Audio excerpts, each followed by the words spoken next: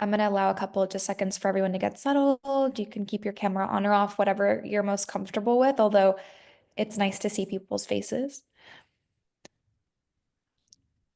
All right, welcome to our Montessori Leadership Town Hall. If you're joining us for the first time, welcome. We host these every Thursday throughout the school year. They're at the same time, 1:30 to 2:30 p.m. Eastern Time, and they're always free to join. This is a space for Montessori school leaders and administrators to come together and discuss a variety of school leadership topics. We also plan these based on your requests. So if there's ever a topic that you would like us to discuss or you'd like us to explore a little bit more, just feel free to reach out to us and let us know. Many of you probably already know me. I'm Camilla. I've been the community manager of Montessori Thrive for a while, but I'm really excited to introduce a new face. Um, we have now a new community member who's going to be leading Montessori Thrive, the community, from now on. She'll be sitting in on our town halls for a couple weeks, and then she's going to be taking over. But really excited to have her on the call. Julia, I'll let you kind of briefly introduce yourself. Hi, everyone. It's good to be here. I am from Minneapolis, so I have experience in the Montessori community around the Twin Cities. I'm AMI certified. I got my primary certificate from the Montessori Center of Minnesota. I'm also a Montessori child. I attended Lake Country School in Minneapolis from Children's House, so when I was 3 all the way through junior high through 8th grade. So I'm very passionate about Montessori and I can't wait to get started with you. I'm very excited to have Julia on board. She's definitely going to be an amazing community manager, a Montessori voice for all of us. So we're excited to have her here. Um, Today's topic is all about planning now in order to thrive later because I feel like enrollment season is approaching. And something I noticed last year is a lot of Montessori leaders, they kind of got in touch with us around, I want to say January, February. And there was concerns about enrollment. I think it is a scary time right now. If you're a Montessori school and you're fully enrolled or have a wait list, congratulations. That is, I think, the minority now after talking to many school leaders. So, in today's conversation, we're going to address kind of some enrollment challenges and how you can plan now. We're at the start of November, as opposed to hopefully not being in panic mode come January and February. As always, these town halls are designed to be very collaborative. They actually work a lot better when people are willing to unmute themselves or share something in the chat if you can't unmute, because we want to hear your perspectives, your ideas, and what's going on in your communities. So just an overview of what we're going to be talking about today. I want to first start talking about laying the foundation for having good enrollment, like what is important for schools to have in place before they start doing outreach, before, they go out and send out flyers or banners or invest in ads. Um, I'm also going to talk a little bit about parent engagement and enrollment kickoff because I think it's important to have your current community really engaged and ready in order to inspire new people to join your community. I'll talk about retention efforts, peak enrollment season, which is coming up, refining enrollment and preparing for transitions. We'll have a little bit of some time to reflect, discuss what people are noticing because it's different everywhere. Every state has kind of its own challenges. So maybe from one person, we can get some ideas, from another person, we can get some questions. Um, and then just some ongoing marketing efforts that you can implement that can just work year round in order for you to continuously receive inquiries or calls or tours. And hopefully there'll also be some time for discussion and Q&A. I also want to mention, I forgot to mention this. This is being recorded, so if you want to reference any of this later on, it's going to be posted on the Montessori Thrive YouTube channel. So if you join late or if you want to watch the full presentation back, it'll be there. All right, I think it's really important to look at enrollment kind of as a continuous thing rather than, oh, it's a countdown to this one season. It's something that actually happens throughout the whole year. And I think the stronger the messaging of your school is, and the better your storytelling is, the overall communication, how you approach admissions, what does your pipeline look like? All of these things affect whether you have good enrollment during the actual enrollment season. So I think it's good to have a couple of things planned out so that you can address them. So whenever you plan your academic calendar, it's usually way, way earlier than now.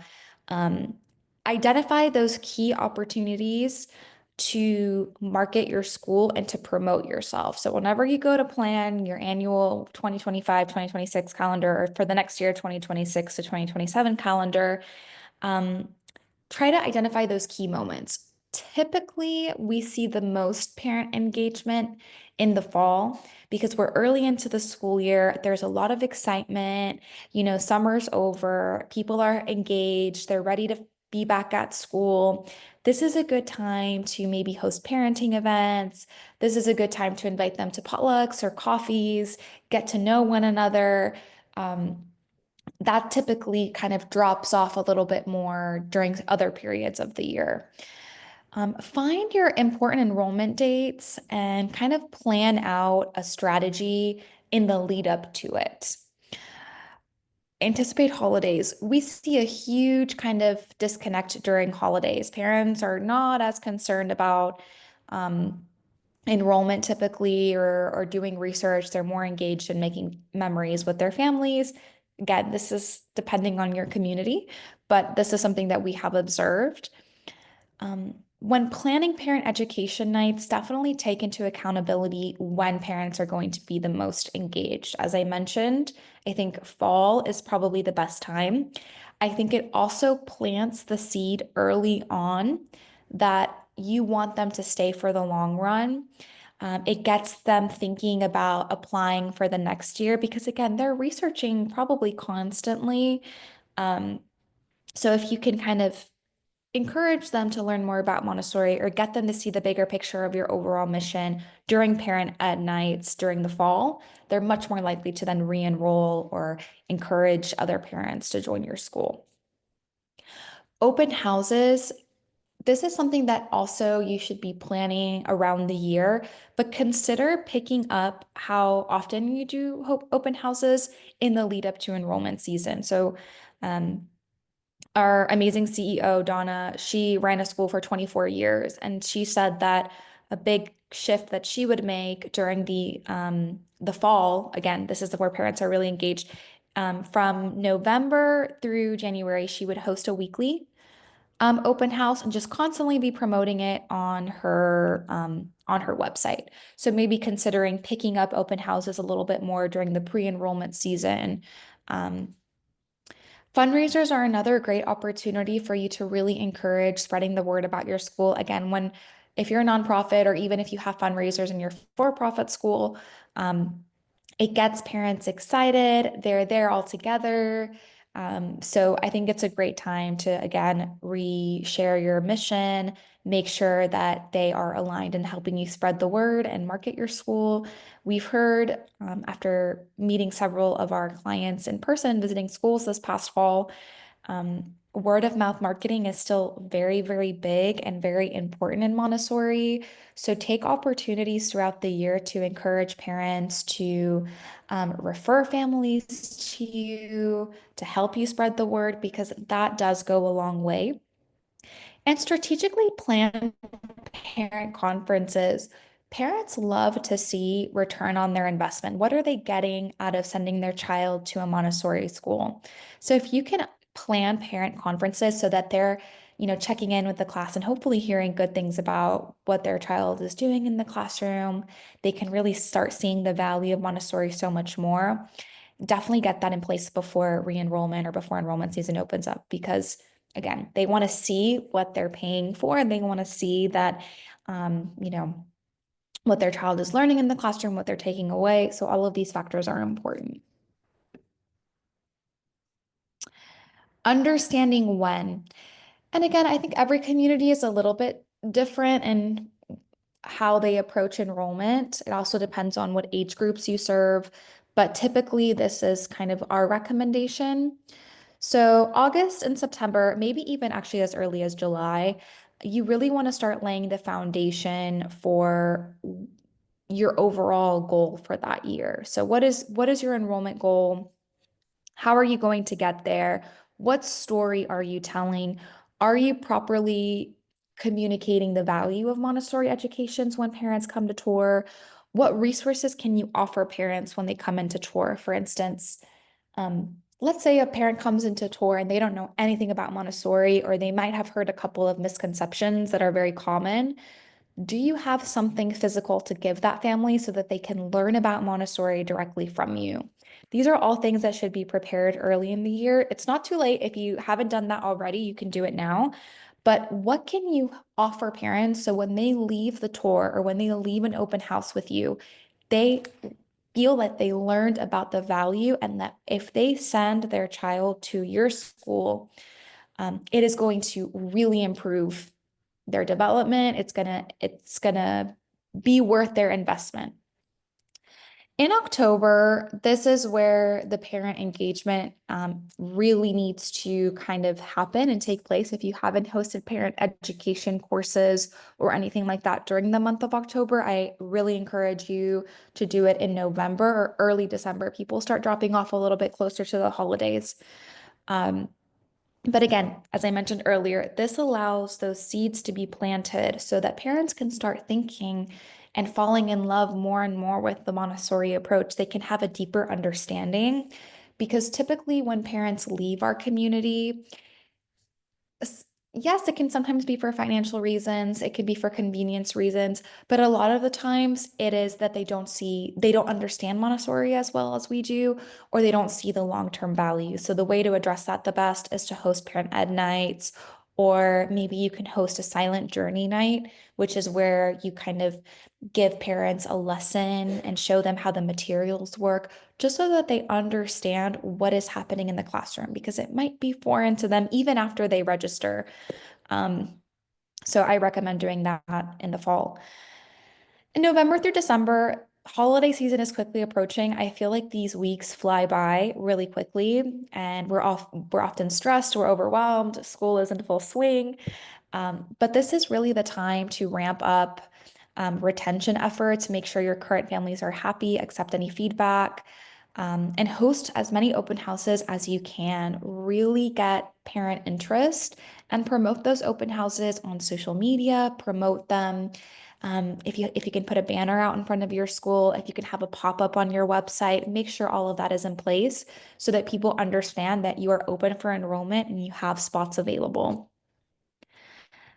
January through March, this is the busy time for admissions. This is where it's peak enrollment season, and it's really crucial to nurture your pipeline. So all of the leads that have come in, even the ones that you haven't heard from for a while, you want to be checking in with them. You want to be sending them emails. You want to be making phone calls or calling, just to check in to see, have you found a school? Are you still interested in registering? We're currently sending out our last round of applications. If you have like an early bird special, like, oh, if you actually register before February 10th, there's a discount on your first month. You want to be communicating this consistently and making sure that every message and inquiry goes answered, because this is really the time that parents are actually actively enrolling. April and May is all about refining enrollment and preparing for transition. So at this point, you're intaking all of the forms, everything is kind of said and done. You also might be kind of more focused on getting summer enrollment, and you're preparing for the end of the school year. And June and July is a time for strategic reflection. What worked well this year? What didn't? What can you improve upon in the next year? I see here. Is parent engagement in October primarily for current parents? That's a good question, Wally. Yes, I think it's great for current parents, but you can also consider opening up an event or two to just the general public.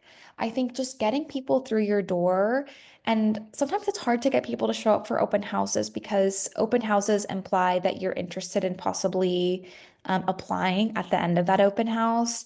Whereas, that's a big commitment.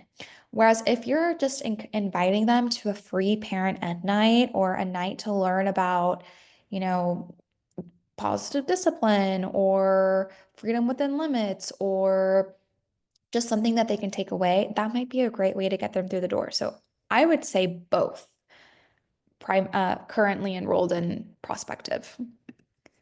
Also, it could be really interesting actually to host a parent ed night that is for your currently enrolled families and new families, because then the currently enrolled families can speak to the prospective families or parents that aren't part of the community.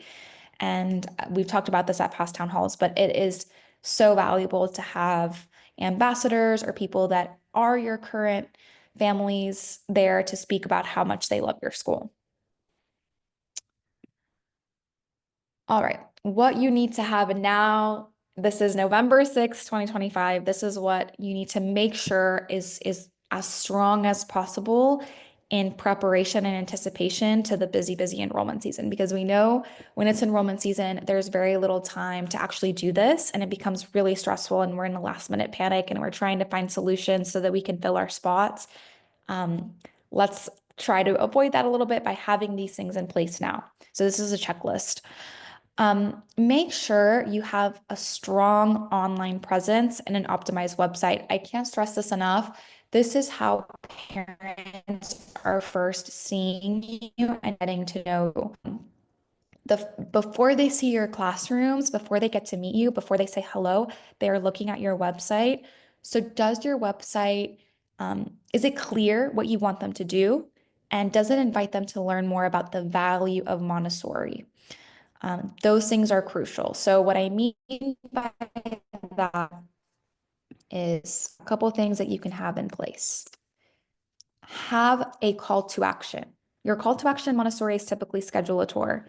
If you have any sort of open house coming up, have a pop-up promoting that open house. Even if you have one open house a week, say, we're hosting weekly open houses, sign up for our next one. Have it very clear so that parents right away within seconds understand what is the next step in that process. List age ranges very clearly on your website. Parents need to know right away if there is a program relevant to their child at your school. These things are really crucial. Optimize the content on your website as much as possible. What I mean by this is don't over explain things. A lot of that learning can happen at the open house, at tours. Summarize, lead with the benefits, and talk about Montessori like you're explaining it to someone who has never known anything about it. Make it really approachable. And I'll talk a little bit more about SEO and why that is becoming increasingly important. But just having beautiful imagery, having an easy to navigate website, this is hugely important. If you don't already have this, um, get on that as soon as possible. That is really the foundation.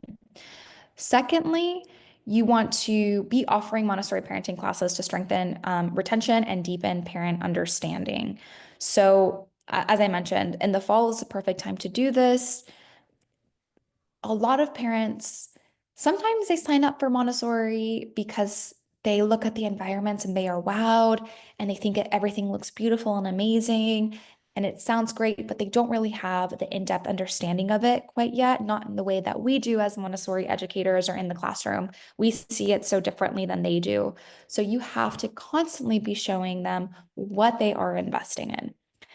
Launch enrollment campaigns for the next school year. So if you haven't already launched any sort of campaign, you're not posting about it on your Instagram or Facebook, you don't have any pop-ups on your website, consider doing that now. You really have to get the word out there that you are now taking enrollments for the next year. Make sure that parents know that right away when they see anything about your school. If you are planning on running any sort of paid advertising like Google Ads and like social media, a couple of things just to know. It is not the end all be all of your marketing approach. I think a lot of businesses think that if they pay for Google Ads, they're immediately going to start getting a bunch more calls, a bunch more people seeing their website. But just a couple of things to get you thinking about how Google Ads work.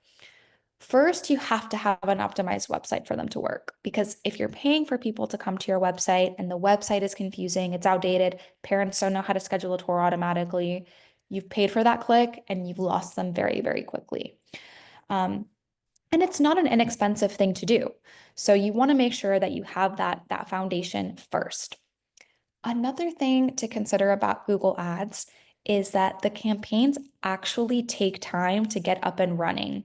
So if you want to run Google Ads, now is the time to start, not in January, because they take about a month or two to actually start being effective. So if you started to run them in January for the enrollment season, you really wouldn't start seeing any consistent results or valuable results until around March. So by then, you've already missed a big window of opportunity in terms of enrollment. So they are not kind of an overnight solution to a problem. They are more of a long-term ongoing strategy. Lastly, we are seeing a shift away from Google Ads. Now, Google Ads are still effective to an extent, but it's very interesting how technology changes the world, and we are entering kind of an AI dominated world when it comes to the internet nowadays. People are using ChatGPT and other AI resources to do absolutely everything, especially millennials and Gen Z, which is the people that we're typically targeting. Um, so, with that said, content becomes really, really important. What is actually on your page? Is it SEO optimized? Because what are people doing? They're going to ChatGPT and they're asking ChatGPT to give them a list of all of the schools local to them or all of the Montessori schools in their area. And it is drawing from the quality of your written content online and whether it is SEO optimized. Does it have keywords? Um, is it what the searcher is actually looking for? So if on your Montessori website you have these beautifully written long paragraphs that are very, Montessori, they might seem like the right thing to have on your website, but actually they don't answer the questions that parents are asking necessarily. So it becomes very, very important to have strong SEO optimized content. Another thing is that people have caught on to Google Ads. So they've been around for many, many years. And when people are searching on Google, the top results, they say sponsored. That means you're paying for Google Ads, and people know that. So they are actually scrolling down below the sponsored posts and clicking on the first organic result. Not always, but this is becoming increasingly the case. So again, it is very, very important to have SEO optimized content on your website and to make sure that things are working smoothly if you want to have visibility online. So I just want to make that statement that Google Ads are not always the right solution. And if you plan to run them for the enrollment season, you really have to start this month. Um, Consider direct mail campaigns. If you're looking for a quicker solution, something that's a little bit more immediate, I would actually move away from the Google Ads and focus on direct mail. So nowadays, you can actually find amazing mailing lists. They have a lot of data on people. It's kind of scary, actually. So you can generate a list of addresses of people that live in the neighborhoods that typically go to your school, of parents that have children in the ages that you're looking for. You can generate a list. You can purchase it. I can't tell you an exact price because it varies, but it's a one-time purchase. You might be purchasing this mailing list once a year. With Google Ads, it's every month that you have to pay. Um, and you can send them postcards. So you can design a postcard, you can encourage them to come in for the open house, or you can say that enrollment season is coming up. There's an early bird special for parents that register, before Christmas or something like that, just so that you can get a couple people through the door early, and you can mail that directly to their door. Now, we met with a school in the West Coast this fall, and they tried this. They actually did a direct mail campaign that used a QR code that directed people to their website. And that QR code, they were able to track how many people actually went to their website from the direct mail, and it was an impressive number. So we're actually finding that sometimes these approaches are becoming more successful than than Google Ads, because Google Ads are expensive and they take time to be efficient. So if you're running Google Ads already, great, you're probably going to see a higher result for enrollment season. But if you haven't run them and you're considering, oh, I'll start running them in January, it's not worth the investment. Continue to post regularly on social media and to post blogs on your website. This makes a really big difference. Keep people engaged and constantly promote that you are, enrolling. Um, Also, as I mentioned earlier, nurture referral programs. Really, whenever you have those parent ed nights with your currently enrolled families, let them know that you have a referral program. They're going to get rewarded, and the new parent is going to get rewarded if, they get referred to by a current family.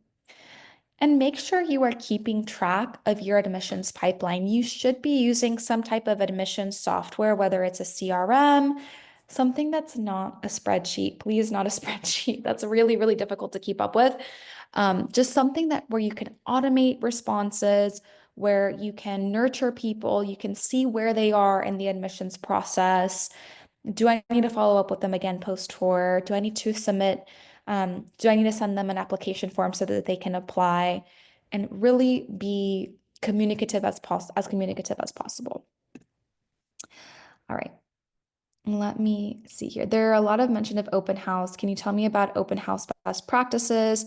Where do you start if your school hasn't done one before? Oh, we have a great town hall on open houses. This is such an interesting topic to explore on its own.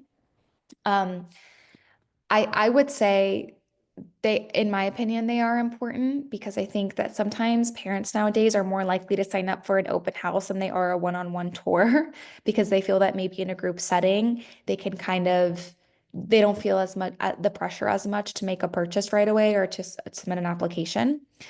Um, from a marketing perspective, I will say if you plan on having open houses, you need to promote them and you need to let people know about them for them to really be successful.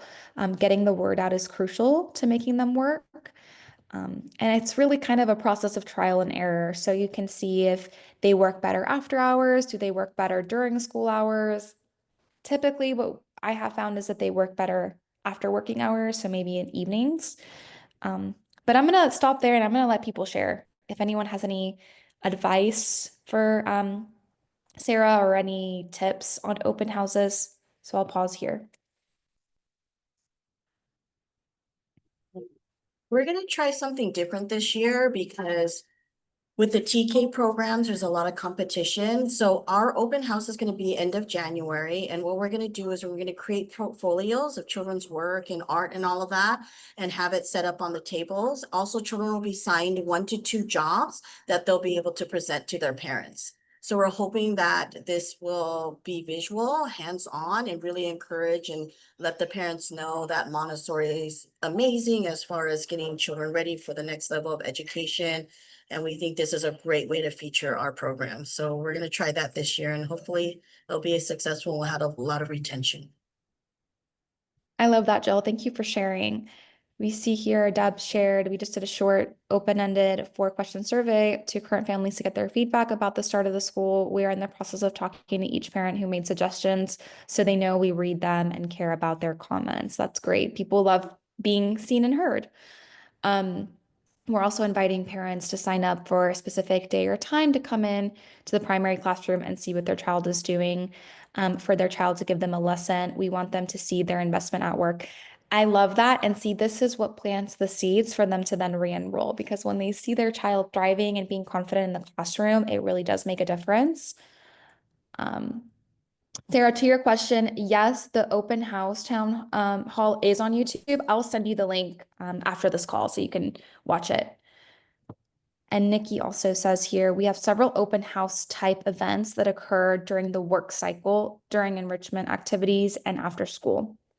It's great. And yeah, I would say definitely see what works because there is something really special about parents coming in during the work cycle because when they see the classroom in action, it really speaks for itself. When you host open houses kind of after working hours, you have to show them the environments and let them imagine how children interact, but it's a little bit different. Sawyer here shared, we made a flyer and had our elementary children walk around town and post them in local businesses. We ended up with about 70 people in attendance last year. Wow. We also advertise in local parenting magazines. Seattle's Child and Parent Map have been great. That's amazing.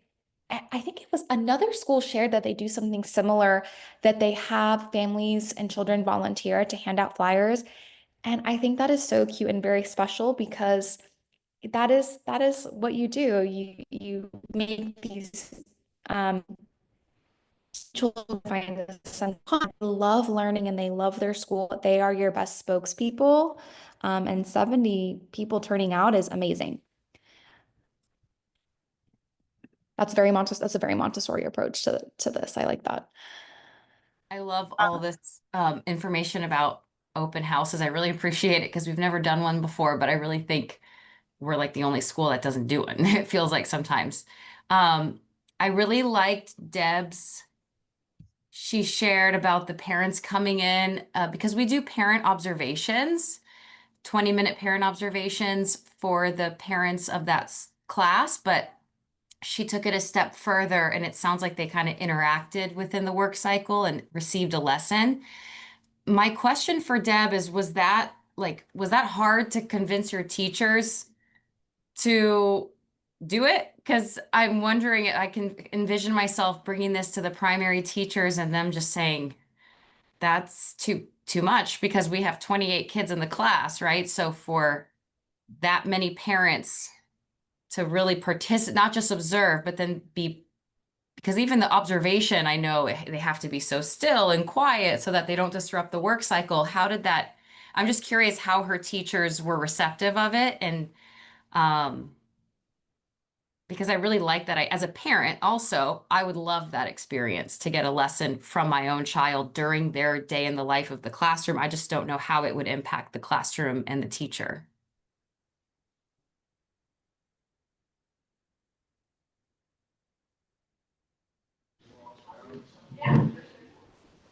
Debs here says the teachers were very willing to do it. We have 20 children. We're doing it one or two at a time.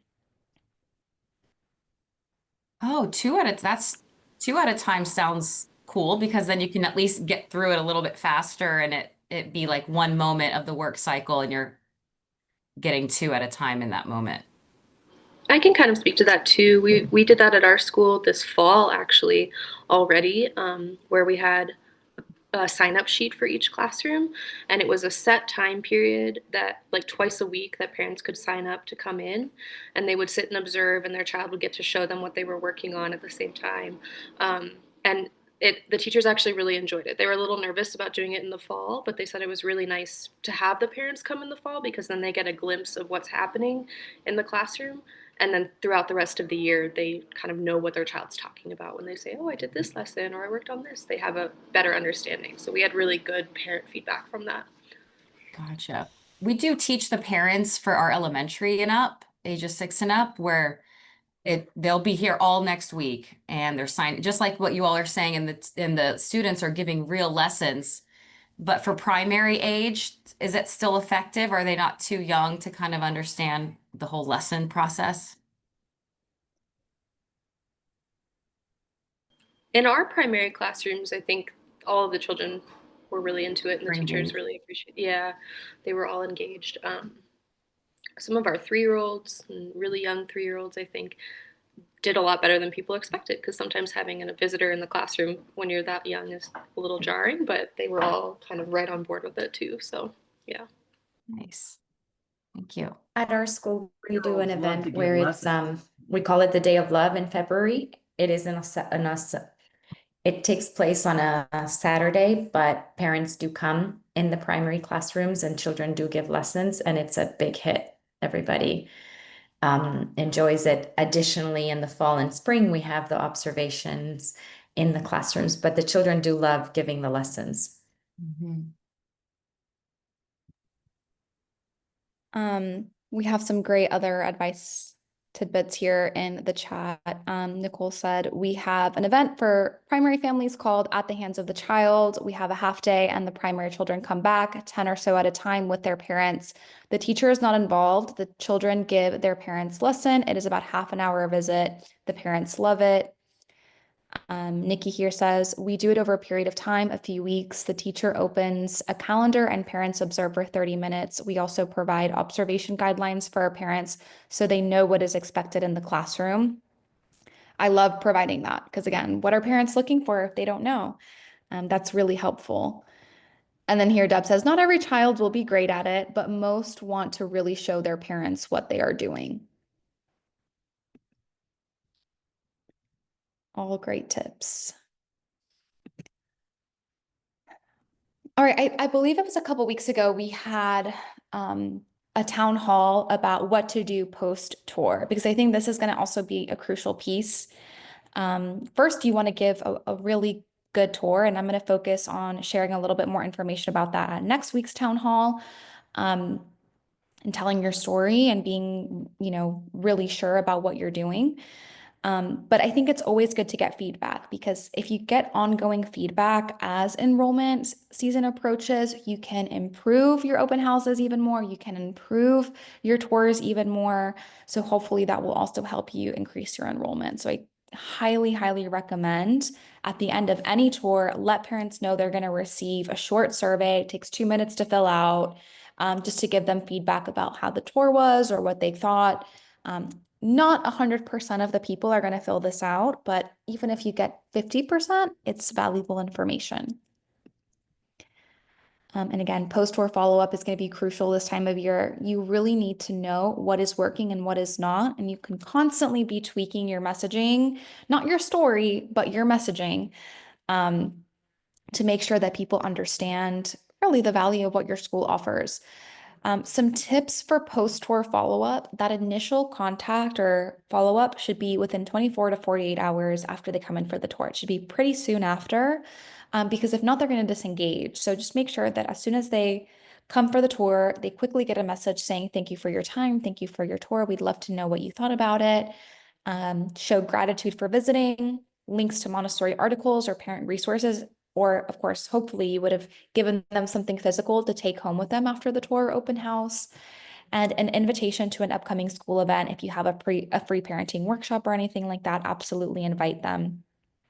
Some schools also find success in following up with a personal phone call and making sure to just keep them in email nurture, because we want them to continuously hear back from us while they're shopping around, while they're touring for other schools. We want to stay top of mind so that we do ensure an enrollment down the line.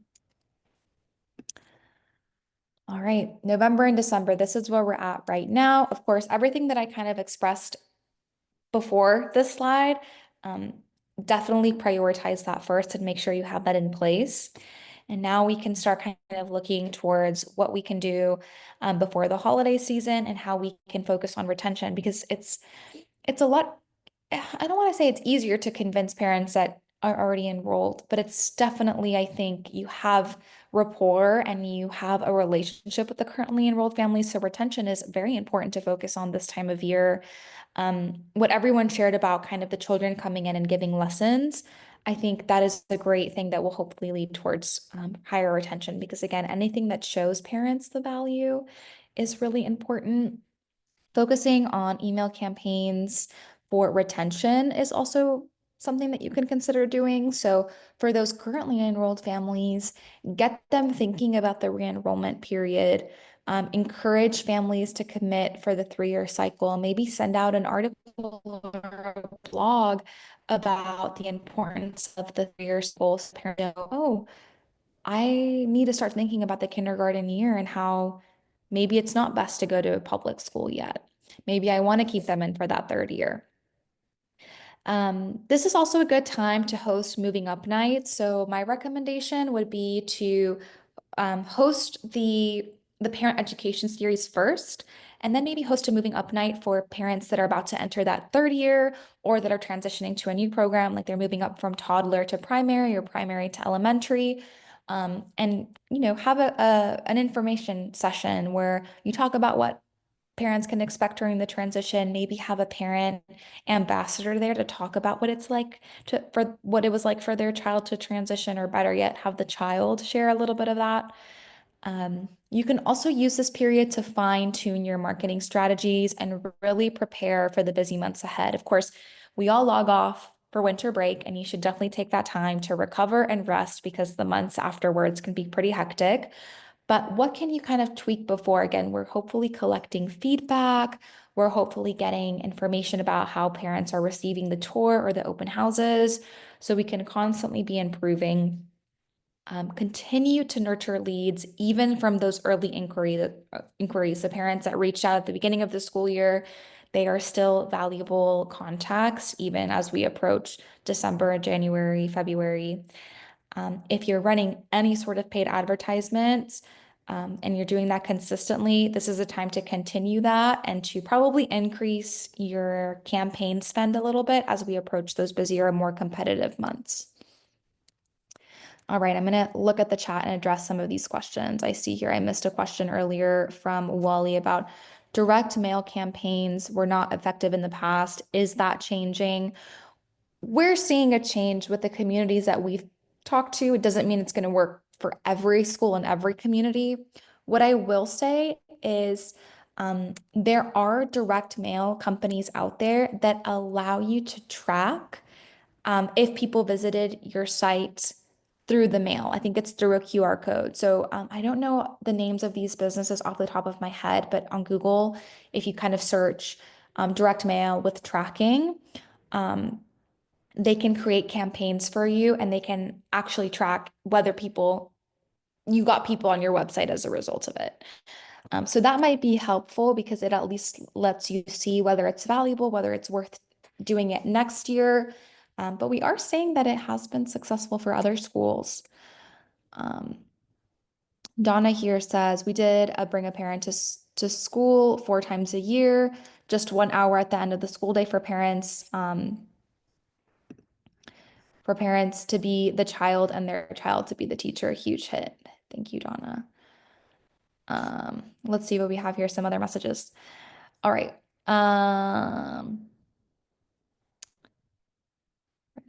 Nicole says we have an event for primary families. Oh, we read through this. Nikki, okay. We do it over a period of time, a few weeks. The teachers open the calendar and parents observe for 30 minutes. We also provide observation guidelines. We read this, Deb. Julia here, our community manager, shared a great resource from our collection. Yes, please go on community, my community on Thrive. It's free to join. There are loads of resources and handouts that you can share with families. It's always good to give people something physical that they can take home with them, they can read. All right. Any questions about what can be done during these important months? All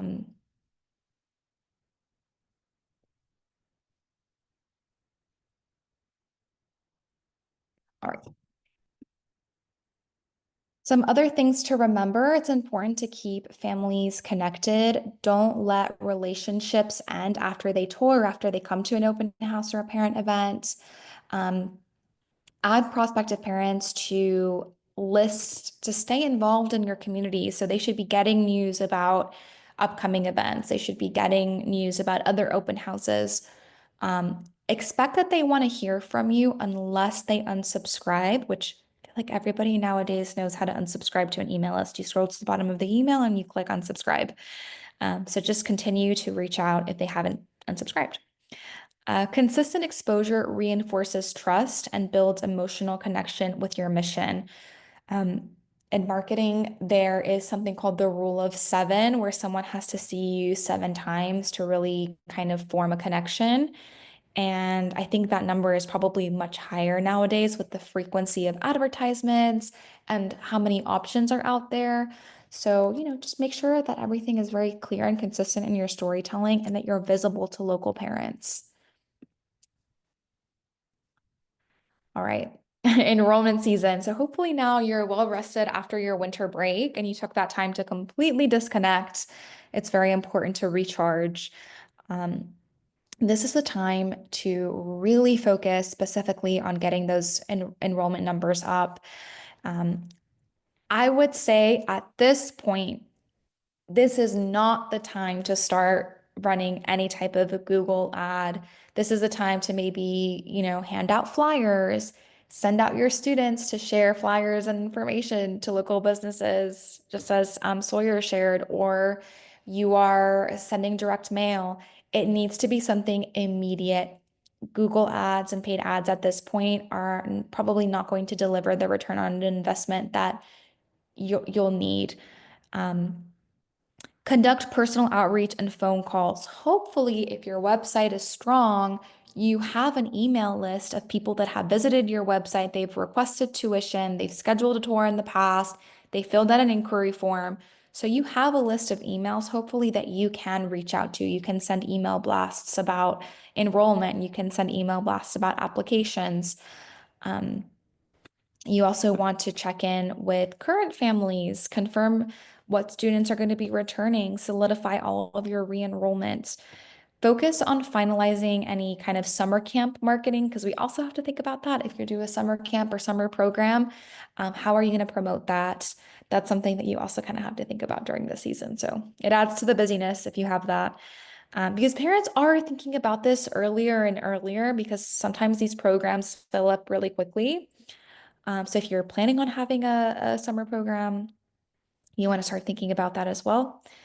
Keep social media and email campaigns active and sustain engagement and have a very clear story that you're sharing with families. Again, I mentioned earlier, you can change your messaging, but don't change your story. You need to have a very, very strong mission and story that you're sharing with families when they come in for a tour. And we're going to expand on that next week. That's kind of our topic. But it is hugely important.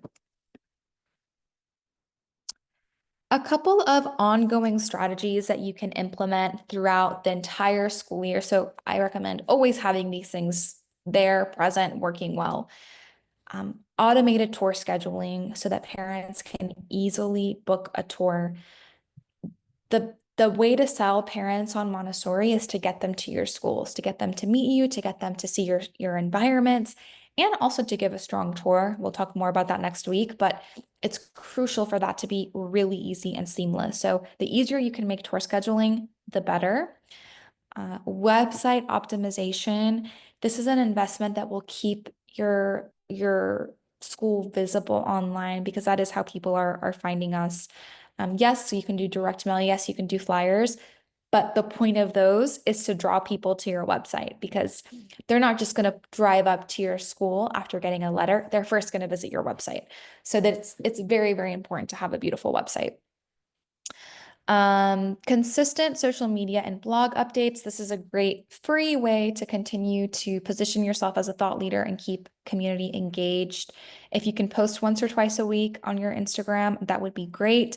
During enrollment season, it should definitely be closer to 2 times a week, because hopefully it's one post, 1 or 2 posts about what's going on at school, our beautiful environment, our work, what our children learning, and then one about an upcoming open house or one about an upcoming parenting night.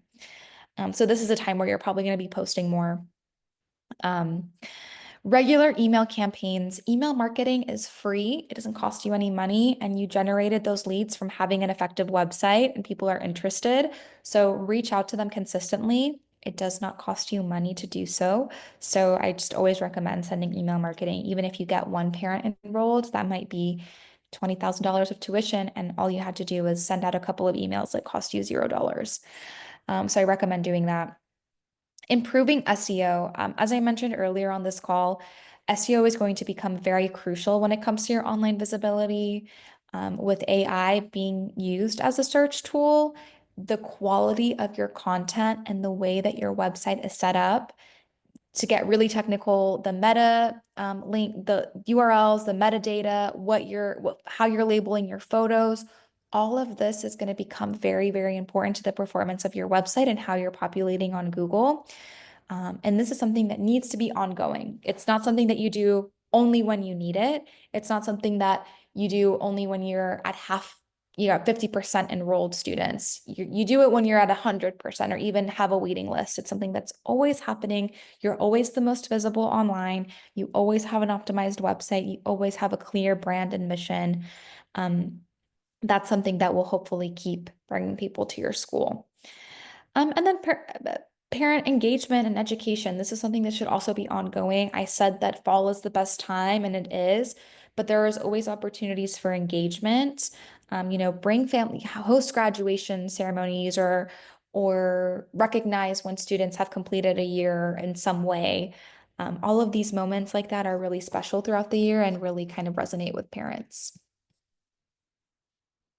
Rupali asked, how is AI changing the search online? I'm glad you asked this question because it's a great one. And the answer is we kind of know, but we kind of don't, because AI seems to change month upon month. It's still relatively new, but it's a tool that is hugely powerful, and a lot of people are using it. A lot of people are using it multiple times a day. So the big one is probably ChatGPT, although there are other AIs out there that people are using. But we are actually finding that people are searching on AI sometimes instead of Google. And even Google is starting to use AI. So when you go on Google and you search something or you ask it a question, it actually shows an AI generated response before showing actual clickable links and results. So AI is everywhere and people are using it to search. The thing with that is that AI actually draws from the quality of the content on your website. So is it answering the questions that people are asking it? That is how you're going to populate on those search engines, because AI kind of is a search engine moving forward. We're also finding that people, instead of going to Google now, they are going to ChatGPT or these other free AIs, and they're asking it to generate a list for them of local Montessori schools or local schools to tour. And it is creating a list for them. And it's a very accurate list. So you want to be one of the first one that populates on that list as well. Again, that all goes back to your content. Making sure things are accurate. Is your location accurate? Because a parent might even be asking, what are the nearest schools to me? Or what are the schools near me that have a primary program or a toddler program? So you need to be using these key words. Something that I see a lot, for instance, in Montessori, that this is just an example of how you can adapt things to work for AI, is we love to name our classrooms, sometimes after animals. So we call our classrooms, oh, the owl room, that's our toddler program, or the hummingbird room is our primary program. But in that, they don't really mention toddler or primary. They say our owl classroom, ages 2 to 3. That's not going to result in showing in an AI search. It's not going to fly. You need to have toddler. You need to have primary. You need to have those keywords in order to actually come up in these AI generated results, because AI just draws from what exists online. Whereas Google Ads and Meta Ads, you're paying that platform to show your website to other parents. It's a little bit more transactional. This is about providing actually what that person is searching for. So I hope that answers your question. It's a very, very big picture thing that is going to change kind of how we approach marketing. And it's interesting, it's going to be evolving. I know that when we started as just a marketing agency for Montessori schools, we focused a lot on telling schools Google Ads are the way to get seen. And while Google Ads are still effective, there is definitely a shift in focusing on the quality of your content when it comes to your website, because the way that people are searching is changing. All right, I'll open it. We have a couple minutes left. I'll open it up to just a general discussion. These are just some questions or conversation starters. Feel free to answer any of these, but I'm just going to allow everyone to unmute or share in the chat any questions or thoughts or ideas that this conversation sparked.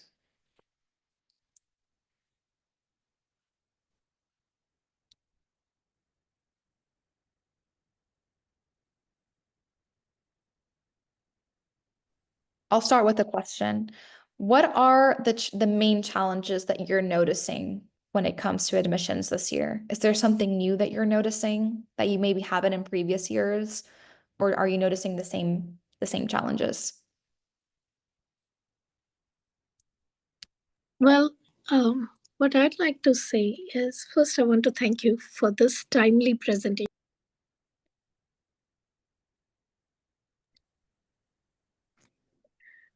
what we're seeing is we're not seeing enough leads, and I don't know what the reason is for that. We see like there's a surge, and then there's a few weeks of no leads or very few leads, and we have to go back and revive some of the older leads. So I'm just wondering, is there like a cycle that, or a ebb and flow of leads that different schools see? Is there like a time period when we see more searches? I don't know. I'm just trying to see how we can get more leads to even boost our enrollment at the school. Thank you.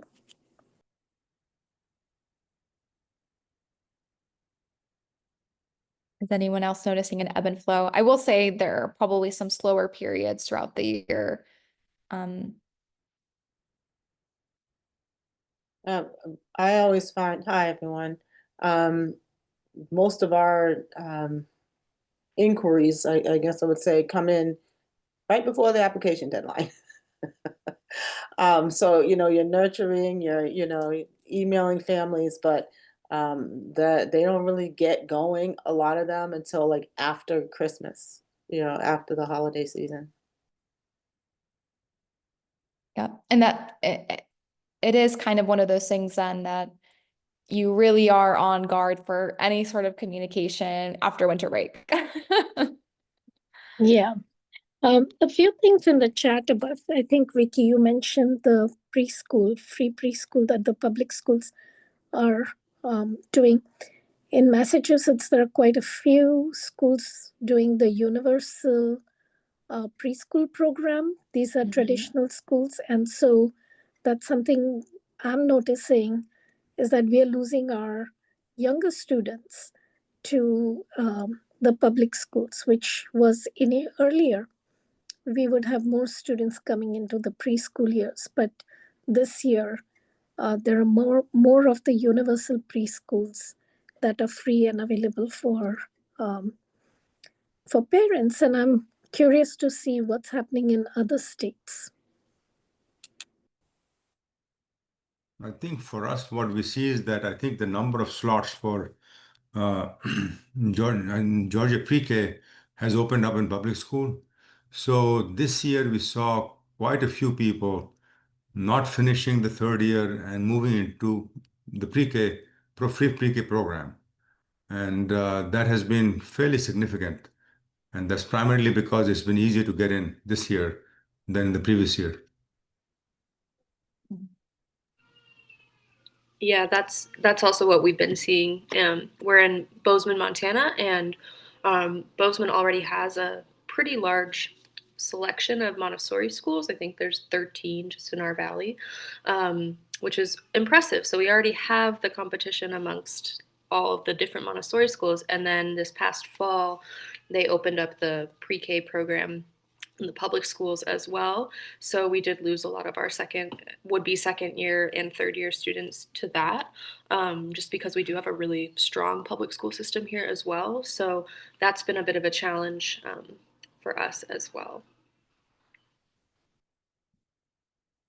Wally, we just came from visiting several schools in California who are also having a couple of challenges with them, but they had interesting things to say. Some of them said that they had a couple of parents leave to the free pre-K or TK programs, and they immediately came back like a couple weeks later. They were like, oh no, there's definitely a difference. So I think for them, it was realizing, okay, these programs, these free programs are relatively new, and not all of them are, they're not the quality of what we're offering. Maybe they will be in a couple of years, who knows, maybe they'll change and shift.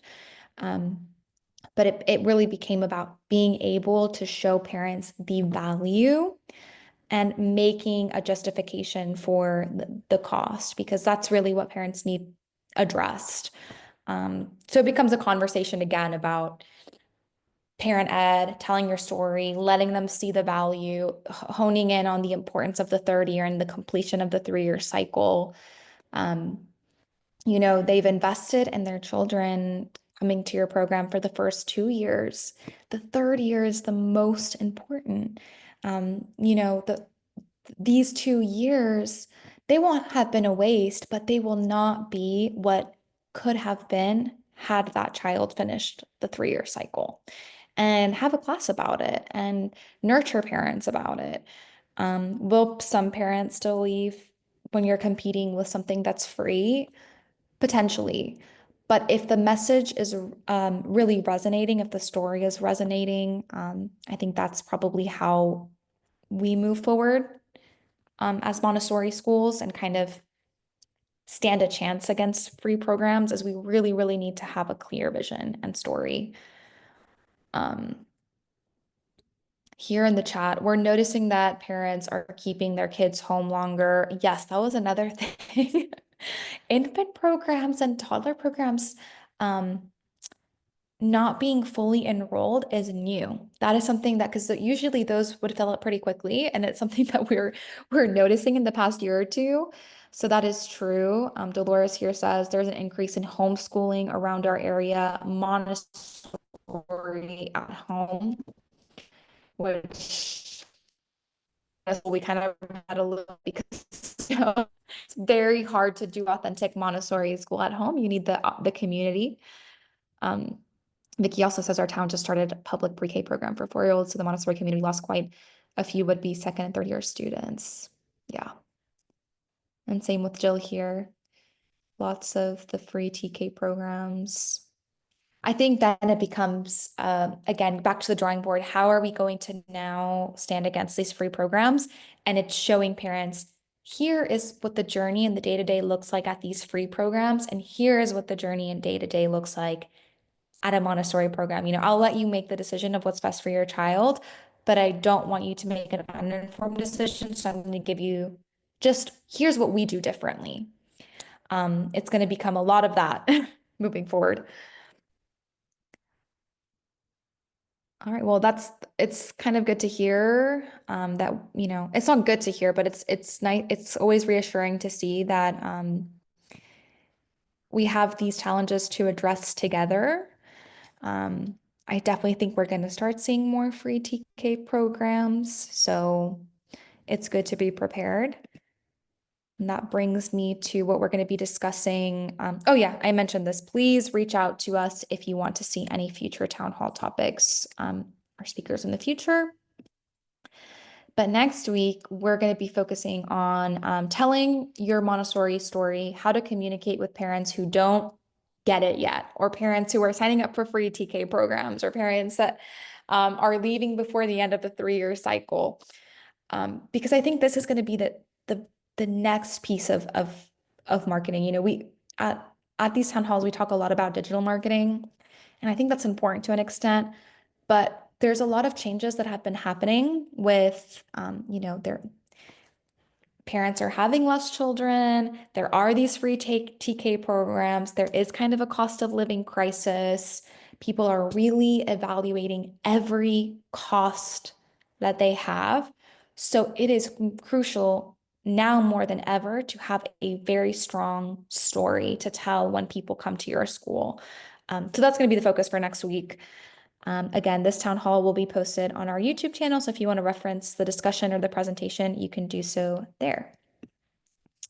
Hey, Camila, Yes, Wally? with regard to your next topic, next week's topic about parents who, what do you do about parents who don't get it? I mean, we had a kind of a pretty pessimistic outlook on that one. We said, hey, there are some parents, they'll never get it no matter what you do, and we have tried, and it just doesn't work. So, I mean, it's not a good attitude to have, but sometimes we just feel that way. No, 100%. There will be parents that will never understand our approach, and or they're all about cost. That's their bottom line, or they're all about something else.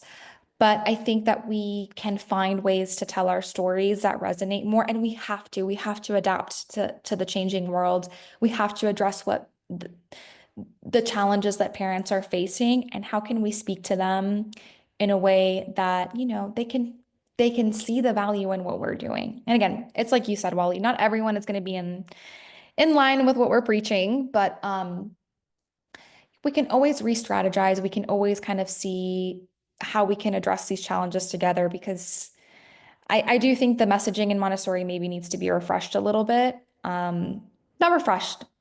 I mean, again, you can change the messaging, but not the story. And I feel very strongly about that. You know, we need to develop these very, very strong stories. We need to stick to that. Sometimes our messaging, sometimes our channels change. But yeah, the new challenges aren't going anywhere. I think the free pre-K and TK is here to stay.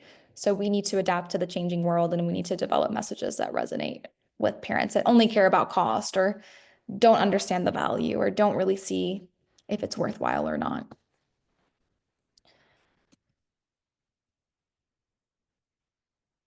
All right, I'm going to go ahead and wrap up. Thank you again, everyone, for joining. And thanks for Julia, our new community manager. Again, she will be leading our town halls in the future. So it was great that she was able to kind of sit in person and she shared resources in the chat as well. Moving forward, if you have any questions about our online resources or community, Julia will be the person to reach out to, and you're definitely in good hands with her. All right. I hope everyone has a great rest of your day. Thank you so much for joining us, and we'll see you next week for another Montessori Town Hall.